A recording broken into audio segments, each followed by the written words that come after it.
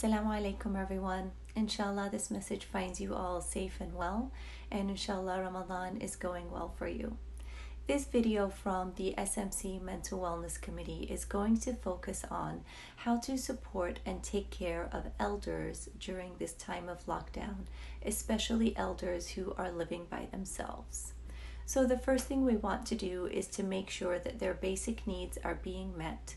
So what you can do is drop off things like groceries or pre-prepared meals for them outside the door in order to make sure that they are well fed and have nutritious meals and all of the groceries and medications that they need during this time.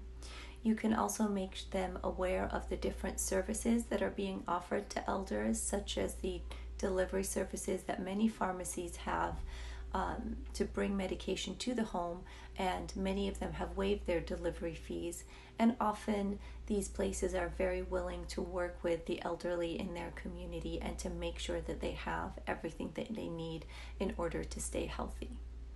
If the elders that you know or have in your family have smartphones or iPads or are able to use technology in a way which they feel comfortable, what you can do is make sure that you are checking in regularly through things like Zoom or FaceTime.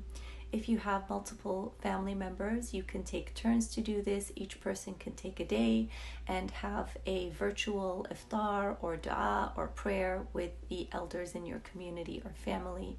And you can even have grandchildren or siblings or nieces or nephews or whomever it may be checking in just to chat or even play games over FaceTime or Zoom.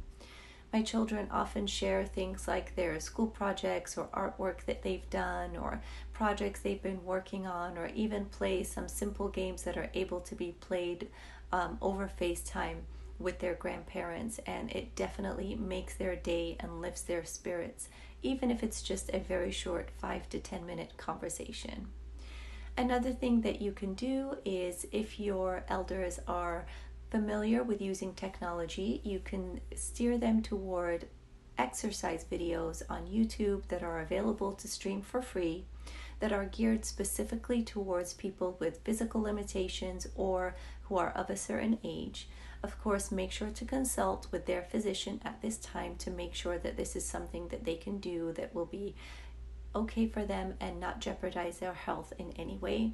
But there are many workout videos that are specifically geared towards the elderly, things like yoga or very low impact exercises that can be done while seated in a chair.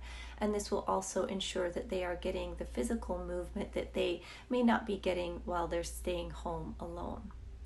If the elders in your family are able to be active and they do have current hobbies such as gardening or knitting or cooking, then you please should encourage them to continue doing those things. Drop off any supplies that they may need to continue engaging in these activities so that it makes them feel busy and purposeful.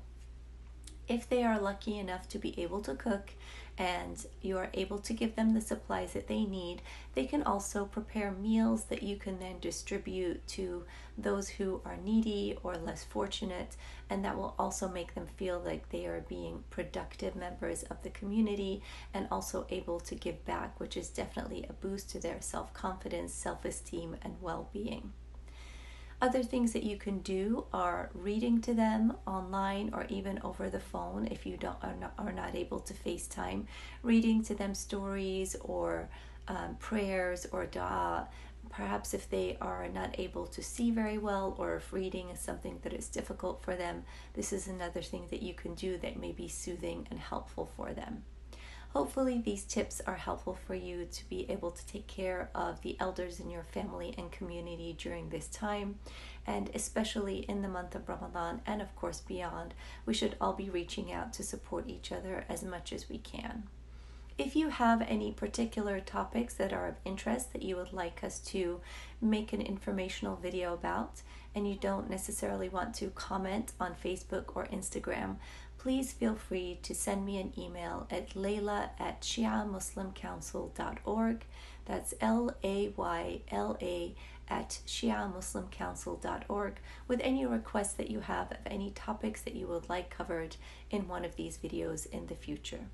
Until then, I leave you with prayers as always, and inshallah you remember all of us in yours. Until next time. Assalamu alaikum.